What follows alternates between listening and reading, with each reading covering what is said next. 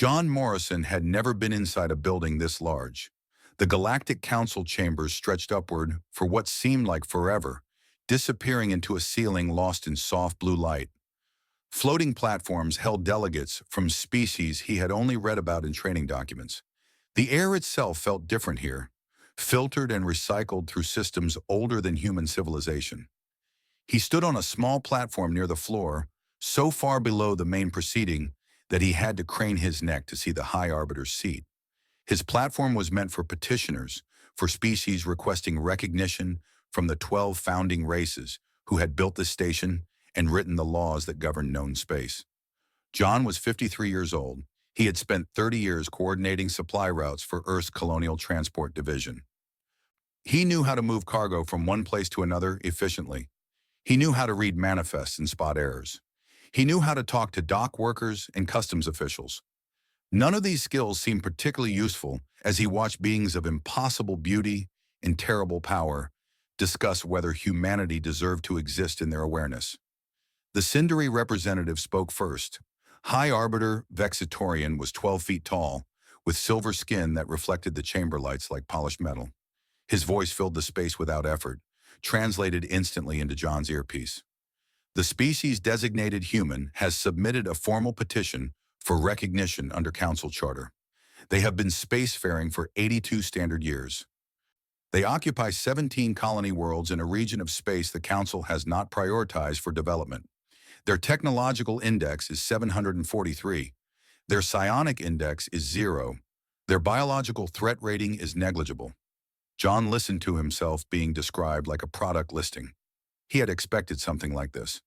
The briefings on Earth had made clear that humanity was not applying from a position of strength. They were small. They were new. They had nothing the Council needed. What the briefings had not prepared him for was the complete disinterest in the eyes of the delegates above him. They were not hostile. They were not curious. They simply did not care. He was a formality to be processed and forgotten. A delegate from the Valanthi Consortium spoke next. She was slender, with deep purple skin and eyes that held no pupils. Her voice was melodic, almost kind, which somehow made her words worse.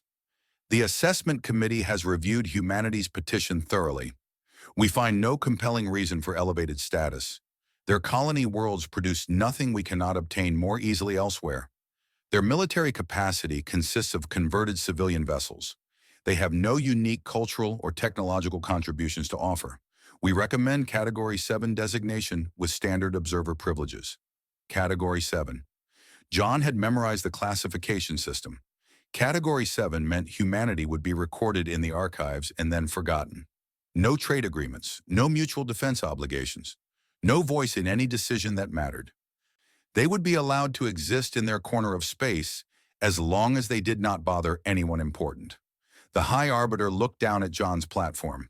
Does the petitioner wish to speak before we proceed to vote? John had prepared remarks. He had practiced them during the long journey from Earth. They were dignified and humble, thanking the Council for their consideration and expressing hope for future cooperation. As he stood there, looking up at beings who had already decided he was worthless, he set those remarks aside. I have some questions, he said. The translation system carried his words upward. Several delegates made sounds that his earpiece identified as mild surprise. Questions are irregular at this stage of proceedings, Vextorian said. The petition has been reviewed. The assessment is complete. I understand, John said. I just want to make sure I understand how things work here. For my report back home. The High Arbiter gestured with one long silver hand. Proceed. Briefly. John pulled a small notebook from his pocket. He had been keeping notes since he arrived at Nexus Prime 3 days ago. He flipped to a page near the beginning. I noticed that supply ships dock at bays on the station's lower ring. From there, goods are transported to the upper levels using internal lift systems. The average transit time from dock to distribution center is about 14 hours. Silence. The delegates looked at each other. This was not what they had expected. Is there a question? Vextorian asked. Why 14 hours? John said. I walked the route myself. It should take 2 hours at most. The lifts aren't slow. They're just scheduled inefficiently. There are 3 bottlenecks where cargo waits for authorization from different administrative offices. Each office has its own queue. None of them talk to each other. More silence. Then a sound that might have been laughter from somewhere high above. A delegate from the Morani Collective leaned forward on his platform. He was covered in short brown fur, with wide eyes that seemed designed for seeing in low light. The human is critiquing our logistics? I'm asking about them, John said. My job back home was logistics. I'm just curious why it works the way it does. It works that way because it has always worked that way, Vextorian said. His voice had cooled noticeably. The systems here were designed by species who were building stations like this when your ancestors were hunting with sharpened sticks. John nodded and made a note in his book. I understand. Old systems, hard to change. We have the same problem on Earth sometimes. He could feel the mood in the chamber shifting. He was not behaving the way a Category 7 petitioner was supposed to behave. He was supposed to be humble and grateful for whatever scraps they offered. Instead, he was asking questions about their cargo lifts. I have another question, John said. I was looking at the public trade records in your archives. The Rathani Confederation imports a lot of processed grain from Sindari agricultural worlds, about 8 million tons per standard year. But the shipping manifests show the grain traveling through 3 different transfer stations before it reaches Rathani space. Each transfer adds handling fees and transit time. There's a direct route that would cut the journey in half. Why doesn't anyone use it? The Rathani delegate, a being with green scales and 4 arms, shifted on her platform. The direct route passes through a region claimed by the Vorith Dominion. They charge excessive tariffs. Their tariffs are 18%, John said, reading from his notes. The current route's handling fees add up to 31% when you include all 3 stations, plus the time cost of the longer journey. Unless I'm missing something? The chamber had gone very quiet. The Rathani delegate was staring at John with an expression his translator could not identify. Vextorian struck his staff against the floor. The sound rang through the chamber like a bell. This is a recognition hearing, not a logistics seminar. The petitioner has been given an opportunity to speak on behalf of his species. He has chosen to waste that opportunity on trivial matters. We will proceed to vote. John closed his notebook and put it back in his pocket. Of course, I apologize for taking up your time. The vote was quick and unanimous. Humanity was designated Category 7. John was granted observer status, which meant he could remain on Nexus Prime and attend public council sessions. He could access the public archives. He could not vote, propose measures, or participate in closed deliberations. The Valanthi delegate, the one with the kind voice, contacted him privately after the session. Her name was Kethra, and she served as her species' junior ambassador. You should be more careful, she told him. They were sitting in a small garden on one of the station's residential levels. Artificial sunlight filtered through transparent panels overhead. The Sindari do not appreciate being questioned. I wasn't questioning them, John said. I was asking questions. There's a difference. Kethra made a sound that his translator identified as skeptical amusement. The difference may be lost on High Arbiter Vextorian. Probably. John was looking at a vine that had wound its way around a support column. It was not a species he recognized. How long have you been here? On the station? 40 years. The Valanthi are a patient people. We have learned to work within the council systems. And has it worked? Working within the systems? Kethra was quiet for a moment. We have maintained our position. We have not advanced significantly, but we have survived. John nodded slowly. Survival is important, but I wonder if there might be other options. Such as? I don't know yet. He stood and stretched his back. The low gravity on the station took some getting used to. I'm going to spend some time in the archives, learn how things work here. Would you mind if I contacted you again? If I have questions that aren't in the public records? Kethra studied him with those pupilless, purple eyes. You are a strange human, John Morrison.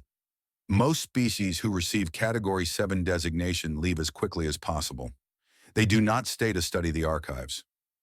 I don't have anywhere else to be, John said. Earth sent me here to represent them. I figure I should take the job seriously, even if nobody else thinks it matters. He said goodbye and made his way to the archive levels. The halls were quiet at this hour. He passed maintenance workers and cargo handlers, beings from species he did not recognize. They did not look at him. Nobody looked at him. He was Category 7. He was invisible. John found a quiet corner in the archives and opened his notebook to a fresh page. He began writing down everything he had observed about the station's operations: the inefficient cargo lifts, the redundant transfer stations, the committees that did not communicate, the ancient systems that nobody questioned because they had always been that way. He wrote until his hand cramped. Then he put down his pen and looked at the walls of data terminals surrounding him. Somewhere in those records were the answers to questions nobody was asking, the weaknesses nobody was examining, the opportunities nobody was seeing. John Morrison had been declared insignificant. He intended to use that insignificance very carefully. He pulled the nearest terminal toward him and began to search. 18 months passed. John Morrison became part of the background at Nexus Prime. He ate his meals in the lower-level cafeterias where the station workers gathered. He learned to recognize the different species by sight and eventually by name. The Rathani dock supervisor was called Hethmar. She worked 14-hour shifts loading and unloading cargo ships. The Morani sanitation engineer was called Tev. He maintained the recycling systems that kept the station's air breathable. Neither of them had ever been invited to speak at a council session. Neither of them expected they ever would. John sat with them when they took their breaks. He asked about their work. He listened to their complaints. He wrote everything down in his notebook, which had grown thick with observations. The established delegates ignored him completely. When he attended public council sessions, he sat in the observation gallery with other Category 7 species. There were not many of them. Most had left within weeks of their assessment, returning home to lives the council would never notice or care about. The ones who remained were like John, quiet watchers taking notes that nobody requested and filing reports that nobody read. John filed reports too. He sent them back to Earth's colonial authority every month. He described the council's procedures, its political alignments, its ancient rivalries. He mapped the relationships between species, who depended on whom for what resources, where the pressure points were hidden beneath centuries of accumulated protocol. The colonial authority acknowledged his reports with brief messages. They did not seem to know what to do with the information. Humanity had no leverage at Nexus Prime. John's observations were interesting, but apparently useless. He kept sending them anyway. In his 14th month on the station, a crisis developed. The Rathani Confederation's primary agricultural world suffered a blight that destroyed 60% of their grain harvest. Food reserves would sustain them for perhaps 6 months. After that, their people would begin to starve. The council convened an emergency session. John watched from the observation gallery as delegates from the 12 founding species discussed possible responses. The Rathani ambassador, a female with green scales that had faded to gray with age, stood on the petitioner's platform and described her people's need. "We request emergency food shipments from council reserves," she said. "We can repay the debt over the next decade as our agricultural systems recover." Vextorian listened with his arms folded. When she finished, he spoke in that cold silver voice John had learned to recognize. "The Rathani request is noted. However, council reserves are maintained for the benefit of founding species. The Rathani are not a founding species. Their request falls outside the scope of standard protocols." "Our people will die," the ambassador said. Her voice cracked slightly. "We have been faithful members of this council for 300 years. We have paid our assessments. We have followed the rules. Surely that counts for something." "It counts for a great deal," Vextorian said. "But protocols exist for good reasons. If we make exceptions for the Rathani, every species will expect exceptions. The system would collapse." John leaned forward in his seat. He had been studying the council's food distribution systems for months. He knew things about their reserves that most delegates had never bothered to learn. Perhaps a compromise, another delegate suggested. The Rathani could purchase surplus grain from Sinduri agricultural worlds at standard market rates. "Standard rates would bankrupt us," the Rathani ambassador said. "We cannot afford to pay market prices for the quantities we need." The discussion continued for hours. Various proposals were suggested, debated, and ultimately rejected. The Sindari controlled most of the region's agricultural surplus. They were willing to sell, but only at prices the Rathani could not pay. Other species had smaller surpluses, but the logistics of coordinating multiple shipments from multiple sources seemed too complicated. John returned to his quarters that evening and spread his notes across his desk. He had been mapping food production and distribution patterns for over a year. He knew which species had surplus capacity. He knew which transport routes were underutilized. He knew where the bottlenecks were and how to work around them. He stayed up all night writing a proposal. The next morning, he submitted it through proper channels. His observer status allowed him to file suggestions with the council's administrative office. Nobody was required to read them, but they would be entered into the official record. 3 days passed. The council continued to debate. The Rithani ambassador grew more desperate. John's proposal sat unread in an electronic queue, along with hundreds of other documents that nobody had time to process. On the 4th day, John received a message from Tev, the Marani sanitation engineer. "Someone is asking about your proposal," Tev wrote. "A clerk in the administrative office. She says it's interesting." John met the clerk that afternoon. Her name was Shenri, and she was a young Vilanthi who had been assigned to process low-priority submissions. She had purple skin like Ambassador Kethra, but her eyes were wider, and she moved with nervous energy. "I was supposed to file your document and forget about it," she said, "but I actually read it. By accident, really. I was curious about what a human would write." "What did you think?" John asked. "I think it could work." She pulled up a display showing John's logistics plan. "You identified 3 species with grain surpluses that the council has not accounted for: the Thasani, the Vorth, and the Kellian. None of them are major powers, so their production numbers are not tracked carefully. But according to your calculations, their combined surplus would cover the Rithani shortfall." John nodded. "The problem is transport. None of those species have the shipping capacity to move that much grain quickly. But there are independent cargo haulers who work the outer routes. They're not registered with the council because their ships are too small to meet standard licensing requirements. If you coordinate their schedules, they can move the grain faster than any founding species fleet." Shenri stared at him. "You mapped all of this yourself?" "I had time. Nobody asked Category 7 observers to do much." She was quiet for a moment. Then she said, "The council will never approve this. It bypasses their systems entirely. The Sindari would be furious." "Probably," John agreed. "But the Rithani don't need council approval to buy grain from willing sellers. And the independent haulers don't need council approval to move cargo through unclaimed space. You're suggesting the Rithani do this on their own? Without council authorization?" "I'm suggesting they have options that nobody has shown them." Shenri looked at the display for a long time.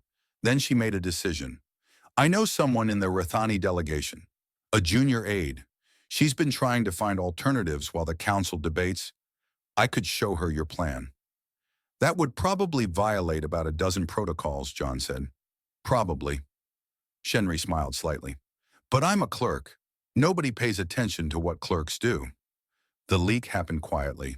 The Rithani aide received the plan. She showed it to the ambassador. The ambassador contacted the Thasani, the Vorth, and the Kellian directly, outside normal council channels. Within 2 weeks, the first grain shipments were moving along the routes John had identified. The council did not know about any of this until the shipments were already arriving in Rithani space. Vextorian demanded an investigation. Someone had undermined council authority by organizing an alternative distribution network. Someone had shared confidential logistics analysis with parties outside proper channels. The investigation identified John Morrison as the source of the proposal. His observer status was reviewed. His communications were examined. His presence at the station was suddenly a matter of official interest. An administrative tribunal summoned him to explain his actions. John stood before a panel of mid-level functionaries in a small hearing room far below the main council chambers. The charges were technical violations of observer protocols. The potential penalty was expulsion from Nexus Prime. "You submitted a proposal through proper channels," the lead functionary said. She was Sindari, though far less imposing than the High Arbiter. However, that proposal was shared with parties outside the council review process. "Do you deny this?" "I submitted the proposal," John said. "I don't know how it reached the Rithani. I assumed it would sit in a queue until someone eventually got around to rejecting it. But you hoped it would be leaked." "I hoped someone would read it." The functionary consulted her records. Your proposal has caused significant disruption to established trade patterns. 3 minor species are now selling grain directly to the Rathani without council oversight. Independent cargo haulers are operating in regions that were previously underutilized. The Sindari hegemony has formally complained about revenue losses from their agricultural exports. John kept his expression neutral. The Rathani people are not starving. Isn't that a good outcome? The outcome is not the issue. The process is the issue. You are an observer. You are not authorized to influence policy. I didn't influence policy. I wrote a document. Someone else decided what to do with it. The tribunal deliberated for less than an hour. They found that John had technically complied with observer protocols by submitting his proposal through proper channels. The leak itself could not be directly attributed to him. However, his continued presence on the station was noted as a potential concern. He was allowed to stay. He was warned not to involve himself in council affairs beyond his observer mandate. John thanked them for their time and returned to the archives. That evening, Ambassador Kethra contacted him. She had not spoken to him in months, though he knew she had been watching his activities. That was dangerous, she said. The Sindari do not forget when someone embarrasses them. I didn't embarrass anyone. I just wrote a logistics plan. A logistics plan that saved the Rathani and cost the Sindari millions in grain sales. They will be watching you now. John shrugged. Let them watch. I'm Category 7. What can they do to someone who officially doesn't matter? Kethra studied him for a long moment. What are you really doing here, John Morrison? You're not a diplomat. You're not a spy. You're a cargo coordinator from a species nobody takes seriously. Why are you still here? John considered his answer carefully. He had been thinking about this question himself. I'm watching, he finally said, and I'm learning what everyone else takes for granted. The systems here are old. The people in charge have stopped asking whether they work well. They just assume they work because they've always worked. But they don't work. Not really. Not for everyone. And what do you plan to do about that? I don't know yet. He looked out the window at the endless stars beyond the station. But I'm going to keep taking notes. And when the time is right, I'm going to show people that there are other ways to do things. Better ways. If they're willing to look. Kethra said nothing for a while. Then she reached across the table and touched his hand briefly, a gesture of respect among her people. I think I underestimated you, she said. Most of us did. That's all right, John said. I'm used to it. 3 years had passed since John Morrison first stood on the petitioner's platform and asked questions about cargo lifts. The galaxy had changed in ways that most council delegates had not yet noticed. The change happened slowly, quietly, in places where founding species rarely looked. Minor worlds began trading with each other directly, using routes that bypassed council-monitored corridors. Independent cargo haulers formed loose cooperatives, sharing schedules and splitting costs. Species that had never spoken to each other discovered they had common problems and complementary resources.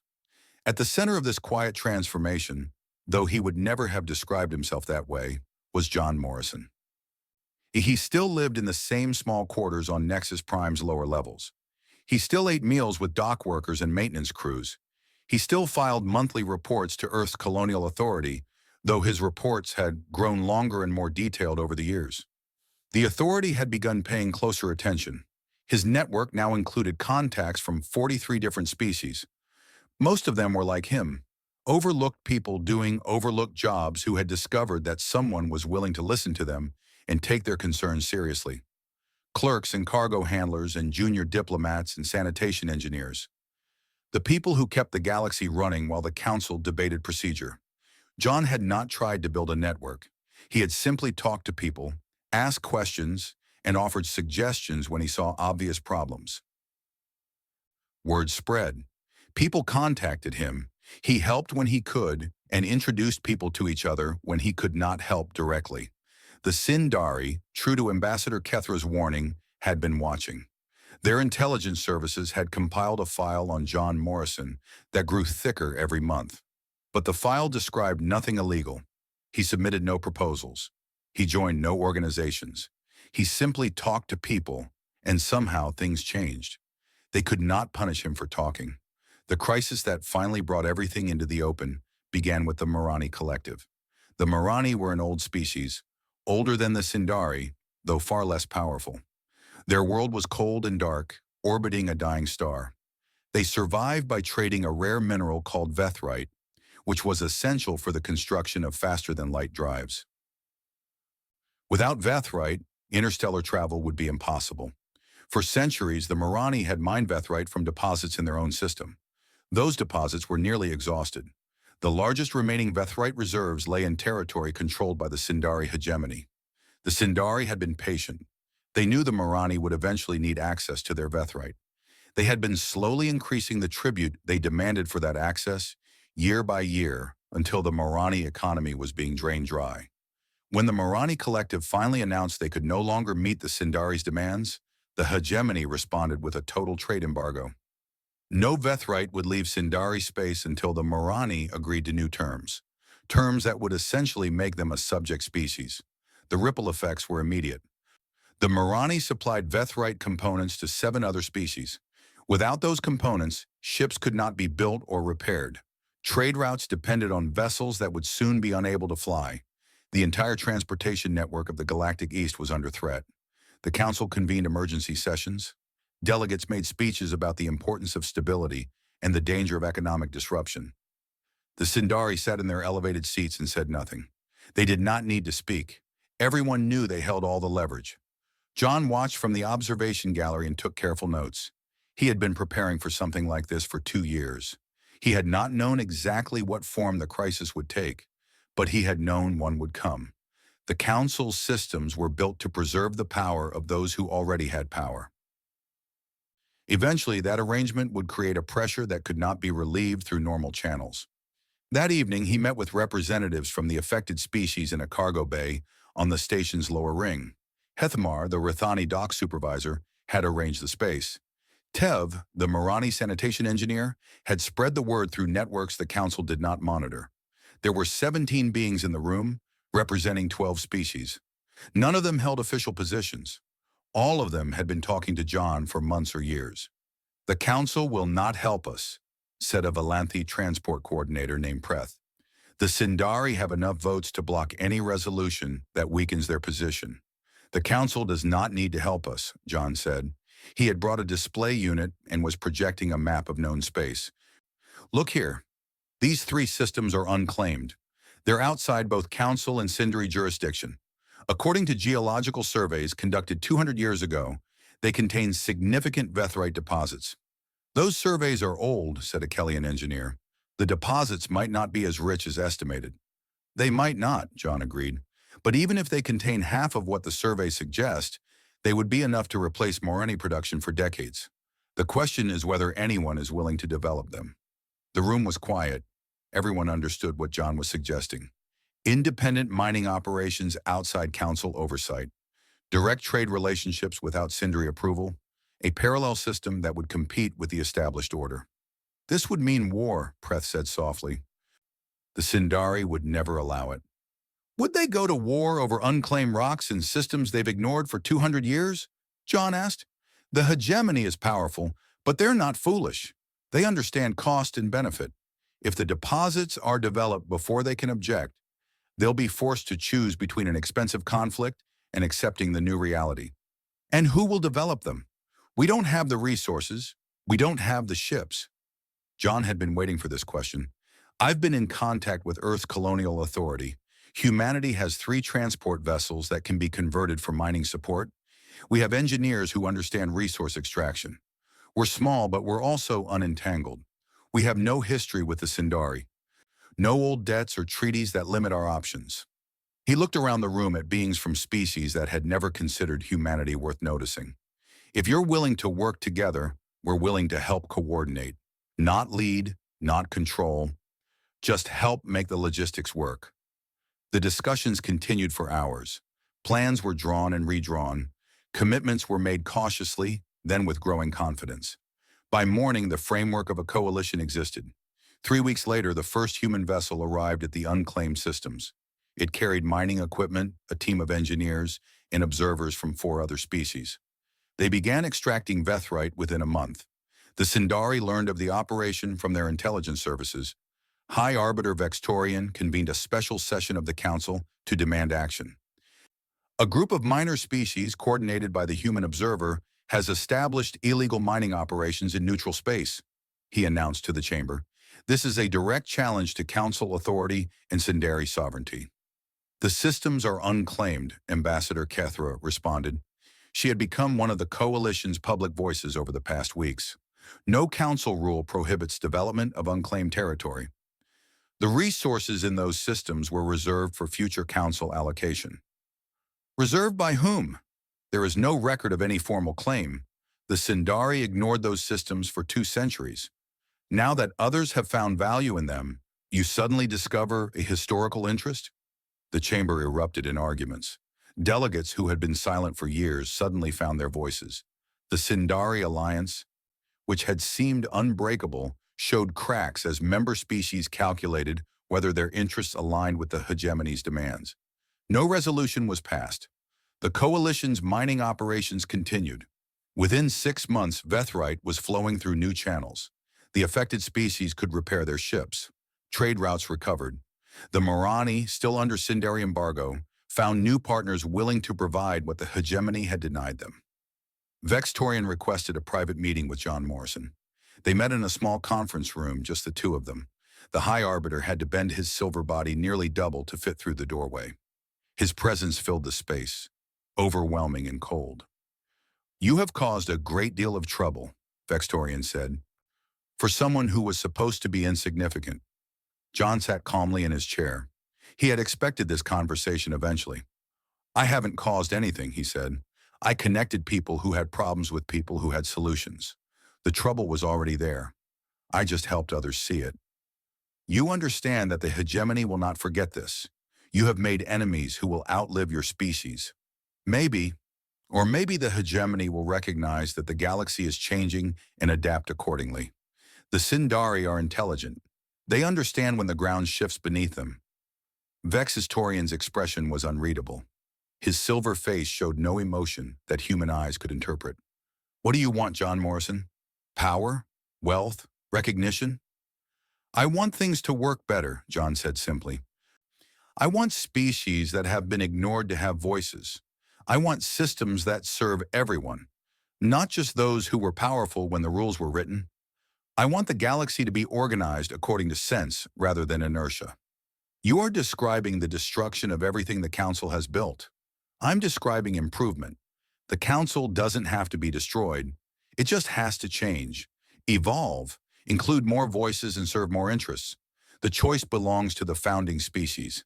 They can adapt or they can be left behind." Vextorian stood to his full height, towering over John in the small room. "This is not over," he said. "No," John agreed. "It's just beginning." The High Arbiter left without another word. John remained in his chair, looking at the empty space where the most powerful being in the galaxy had stood. He pulled out his notebook and wrote a single line. "They're listening now." Then he returned to the archives to continue his work. The investigation into John Morrison's activities took 6 months. Sindari intelligence officers examined every communication he had sent, every person he had spoken with, every document he had accessed in the archives. They compiled a record of his movements that stretched back to his first day on Nexus Prime. When the investigation was complete, High Arbiter Vextorian convened a special session of the full council. John was summoned to appear not as an observer, but as a subject of formal inquiry. He stood on the same petitioner's platform where he had first been declared insignificant nearly 4 years earlier. The chamber looked the same. The floating platform still held delegates from the 12 founding species. The artificial light still filtered down from somewhere above. But everything else had changed. The observation gallery was packed. Representatives from dozens of species had requested permission to attend. Many of them were members of the coalition John had helped build. They watched in silence as Vextorian presented the findings of his investigation. The human-designated John Morrison has engaged in systematic interference with Council operations, the High Arbiter announced. His silver voice echoed through the chamber. He has cultivated contacts among station personnel in violation of observer protocols. He has shared strategic information with parties outside Council authorization. He has coordinated economic activities designed to undermine Sindari commercial interests. John listened calmly. He had expected something like this. The Sindari needed to reassert their authority. He was a convenient target. The evidence is extensive, Vextorian continued. Over 400 separate communications with non-authorized parties. 12 documented instances of information sharing that bypass council review. Direct involvement in establishing unauthorized mining operations in previously unclaimed systems. He paused for effect. We recommend immediate expulsion from Nexus Prime and formal sanctions against the human species for harboring a disruptive agent. The chamber buzzed with reaction. Delegates consulted with each other. The Rithani ambassador, the same one John had helped during the grain crisis, rose from her platform. Point of order, she said. The human observer submitted all his proposals through proper channels. The council's own records show this. If those proposals were subsequently shared by others, how is that his responsibility? Intent is clear from the pattern of behavior, Vextorian replied. He designed his submissions to be leaked. He cultivated relationships specifically to facilitate unauthorized distribution. That is speculation about motivation, not evidence of wrongdoing. Another delegate spoke, from a species John did not immediately recognize. The mining operations the High Arbiter references were established in unclaimed space. No council rule was violated. The Sindari's complaint is that they were outmaneuvered, not that any law was broken. More voices joined the discussion. The chamber became chaotic. Vextorian struck his staff against the floor repeatedly, trying to restore order. John raised his hand. The gesture was so simple, so human, that it somehow cut through the noise. Delegates fell silent, curious to hear what the subject of their debate would say. May I speak? John asked. Vextorian's silver face twisted into something that might have been contempt. The subject of inquiry wishes to address the council. How irregular, and yet perhaps instructive. Speak, human. Explain yourself. John took a breath. He had prepared remarks, as he had years ago. This time he intended to use them. High Arbiter, delegates, I stand before you accused of interference. The evidence presented shows that I talked to people, asked questions, made suggestions, and helped connect those who had problems with those who had solutions. If that is interference, then I am guilty. He paused, looking up at the rows of floating platforms. But I would ask you to consider what I was interfering with. The Rithani were starving while the council debated procedure. The Morani were being strangled by tribute demands while the founding species calculated advantage. Dozens of species have been ignored, marginalized and exploited by systems that were designed centuries ago to benefit those who already held power. These are policy debates, not matters for a Category 7 observer, Vextorian interrupted. You're right, John said. They are policy debates, debates that the Council has refused to have, debates that the founding species have blocked because change threatens their position. So I did something very simple. I helped people talk to each other. I showed them that they had options beyond accepting whatever the Council offered. He pulled his notebook from his pocket, the same leather-bound book he had been carrying since his arrival. This notebook contains 4 years of observations. Every inefficiency in Council systems, every bottleneck in station operations, every trade route that serves political interests rather than practical needs. Every minor species that has been denied a voice because they lack the wealth or the weapons to demand one. He held up the notebook so the delegates could see it. I am not a diplomat. I am not a spy. I am a logistics coordinator from a species you declared insignificant. I looked at your systems and I saw that they don't work. Not for everyone, not fairly. So I did the only thing I know how to do. I tried to make things more efficient, more connected, more responsive to the needs of all species, not just the powerful ones. The chamber was absolutely silent. You can expel me, John continued. You can sanction humanity. You can try to dismantle the coalition that is formed. But you cannot unlearn what has been learned. The species you have ignored for centuries now know that they have choices. They know they can work together. They know the Council's authority is not absolute. He lowered the notebook. So here is my suggestion. Instead of fighting to preserve a system that no longer serves the galaxy's needs, adapt, reform, include the voices you have excluded, create institutions that work for everyone. The Sindari hegemony has been the dominant power for 400 years. That can continue if you're willing to lead rather than control, or you can resist change and watch the galaxy organize itself without you. Vextorian's staff struck the floor. You dare to lecture the founding species? You, a representative of a civilization barely out of its cradle? I dare to suggest improvement, John said quietly. That's all I've ever done. The vote on sanctions was called. The motion required a two-thirds majority to pass. The first founding species voted in favor. So did the second and third. Vextorian watched with satisfaction as the count built toward the threshold. Then the Valanthi abstained. Ambassador Kethra sat motionless on her platform as the chamber reacted with shock.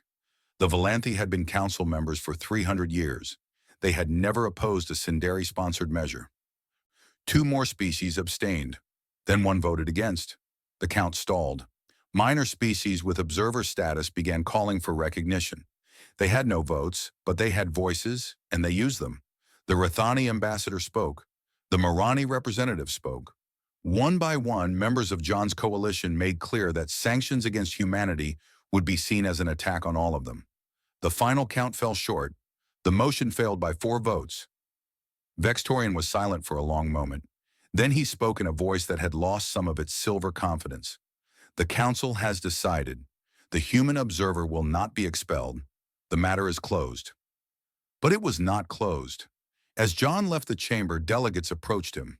Some were hostile, warning him that he had made powerful enemies. Others were cautious, curious about this human who had somehow shifted the balance of galactic politics. A few were openly grateful. Ambassador Kethra found him in the corridor outside. You took a considerable risk, she said. The vote could have gone the other way. It could have, John agreed, but I trusted that enough species would see their own interests in blocking the Sindari.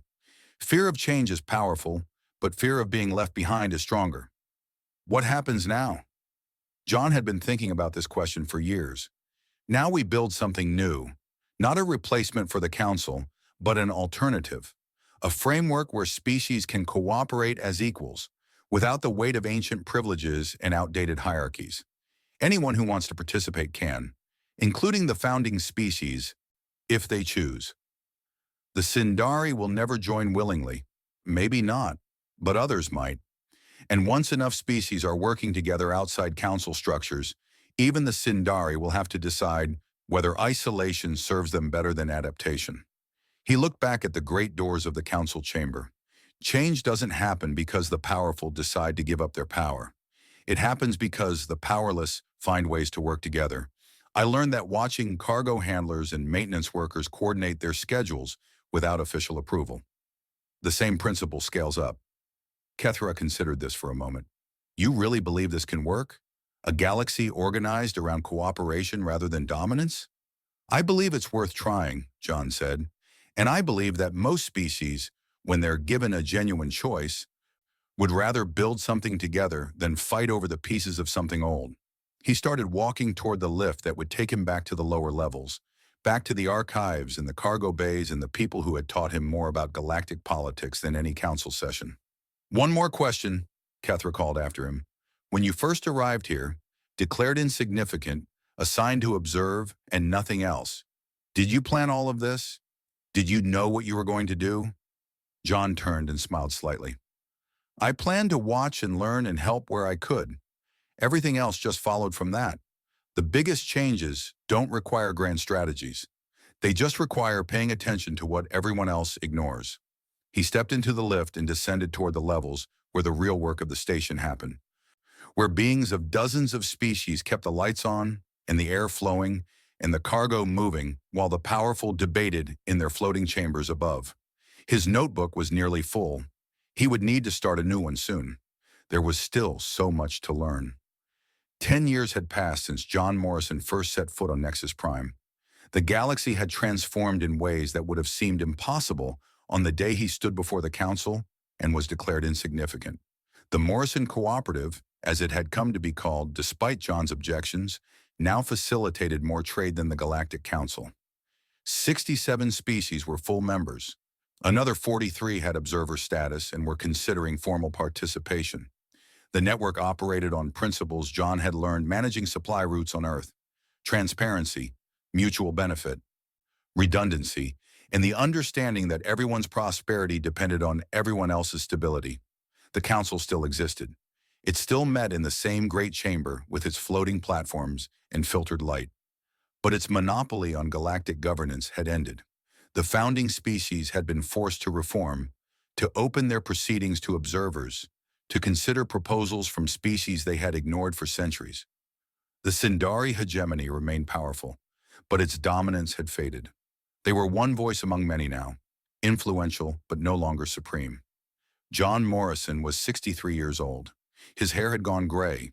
His joints ached in the morning, a consequence of too many years in artificial gravity that never quite matched Earth's pull.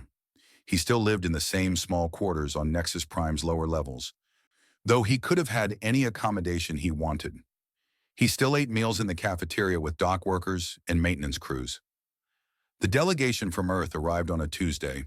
There were 7 of them, officials from the colonial authority wearing formal uniforms and nervous expressions. Humanity had grown considerably since John's arrival. 42 colony worlds now, with a genuine military and diplomatic corps. Earth was no longer Category 7.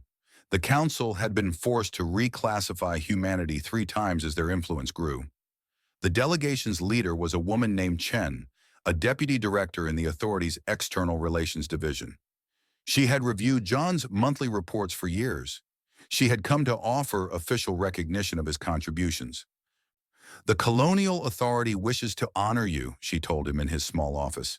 Stacks of notebooks covered every surface, years of observations and analyses and plans. "We're proposing to name the cooperative's new headquarters after you, the Morrison Center for Interspecies Relations. It would be located on the station's upper ring, a proper facility with conference rooms and diplomatic suites." John was quiet for a moment. He looked out his window at the cargo bays below, where beings of a dozen species were loading and unloading ships, just as they had been doing since before he arrived. "I appreciate the thought," he said, "but I would prefer you didn't." Chen looked surprised. "Sir, your accomplishments deserve recognition. You changed the course of galactic history. A single human working alone reshaped the political landscape of known space." "I didn't work alone," John said. "That's the whole point. I never did anything by myself. I listened to people. I connected them with each other. I helped them see possibilities they had overlooked. Every success the cooperative has achieved belongs to the species and individuals who did the actual work." He stood and walked to a shelf where he kept certain items. One was a small ceramic cup, chipped and worn. "Do you know who gave me this?" he asked. "A Rathani cargo handler named Hethmar. She was the first person on this station who shared a meal with me. She taught me how the docks actually operated, what the real problems were, who to talk to when official channels failed. Without her, I would have spent my observer posting sitting in the gallery and filing reports nobody read." He set the cup down gently. "If you want to name the headquarters after someone, name it after her. Or after Tev, the Marani engineer who maintained the recycling systems and knew more about station infrastructure than anyone on the council. Or after Shenri, the clerk who risked her career to share my proposal with the Rathani during the grain crisis." Chen was silent, uncertain how to respond. "The galaxy doesn't need heroes," John continued. "It needs people who pay attention to each other, people who listen, people who help without expecting recognition. That's what made the cooperative possible. Not me, not any individual. Just thousands of ordinary people deciding to work together instead of accepting that things had to stay the way they were." The delegation left that afternoon with a promise to consider his suggestions. John returned to his work, reviewing reports from cooperative members and preparing notes for a coordination meeting scheduled for the following week. Ambassador Kethra visited him that evening. She had risen considerably in Valanthi society over the past decade, becoming the senior representative to both the council and the cooperative. Her purple skin had darkened with age, and her eyes held depths of experience that had not been there when they first met. "You turned down another honor," she said. It was not a question. Word traveled fast on Nexus Prime. "I turned down a misunderstanding," John replied. "They want to make me a symbol. Symbols are dangerous. They make people think change comes from exceptional individuals rather than collective effort. Some exceptional individuals do matter. Everyone matters, that's the point. He gestured at the station around them. You know how many species contributed to building this place? Hundreds. Thousands of engineers and workers and designers over generations. The council tried to claim credit for all of it, but they were just administrators. The real work was always done by people nobody remembers. Kethra smiled slightly. You sound like a philosopher now, not a logistics coordinator. Same thing, really. Logistics is just philosophy applied to cargo. How do you move things from where they are to where they're needed? How do you coordinate different parties with different interests? How do you build systems that work for everyone instead of just the powerful? The questions are the same whether you're moving grain or governing civilizations. They sat in comfortable silence for a while. Outside, ships came and went. The station hummed with the business of 100 species working together. What will you do now? Kethra asked eventually. The cooperative runs itself. The council has adapted. The galaxy is stable. Your work seems complete. John pulled a fresh notebook from his desk drawer. It was empty, waiting to be filled. There's always more to learn, he said. More inefficiencies to identify. More connections to make. More people being overlooked who have important things to say. He opened the notebook to the first page and wrote a date at the top. Besides, a new human representative arrived yesterday. Young woman, fresh from Earth. The authority assigned her to some minor posting in the cooperative's administrative division. She looked nervous and overwhelmed. Let me guess, Kethra said. You're going to befriend her. I'm going to show her around the archives, introduce her to some people worth knowing, help her understand how things actually work here versus how they appear to work. Creating your replacement? John shook his head. Creating another observer, someone who pays attention. The galaxy needs people like that. It always will. The next morning, he found the young representative in the lower archives, looking lost among rows of data terminals. Her name was Sarah, and she had been told her posting was a dead-end assignment, a place for junior staff who lacked the connections for better positions. John remembered feeling the same way, long ago. The archives can be overwhelming at first, he said, approaching her. There's more information here than any single person could process in a lifetime. The trick is knowing where to start. Sarah looked at him with surprise. She had heard stories about John Morrison, of course. Everyone had, but she had not expected to encounter him here, in the dusty lower levels where nobody important came. Mr. Morrison, she said, I'm honored. I've read about everything you've accomplished. Call me John, and don't believe everything you read. Most of what I've accomplished was really accomplished by others. I just helped coordinate. He gestured at the archives around them. Would you like to know where to start? The real work of understanding how the galaxy operates? Sarah nodded eagerly. John led her to a quiet corner where a single terminal displayed personnel records for the station's maintenance division. Start here, he said. Learn who keeps the lights on, who maintains the air systems, who loads the cargo and repairs the lifts and processes the waste.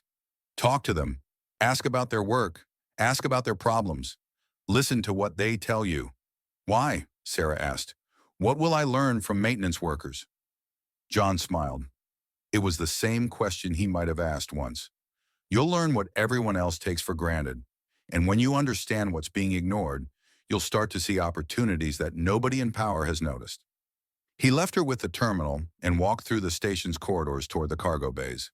Hethamar's shift would be starting soon. He had not shared a meal with her in weeks. There was catching up to do. Behind him in the archives, Sarah began to read. She had a fresh notebook in her bag, empty and waiting to be filled. The galaxy was vast. There was always more to learn, and somewhere on Nexus Prime, overlooked by the powerful and ignored by the histories, the next change was already beginning to take shape. All it needed was someone willing to pay attention,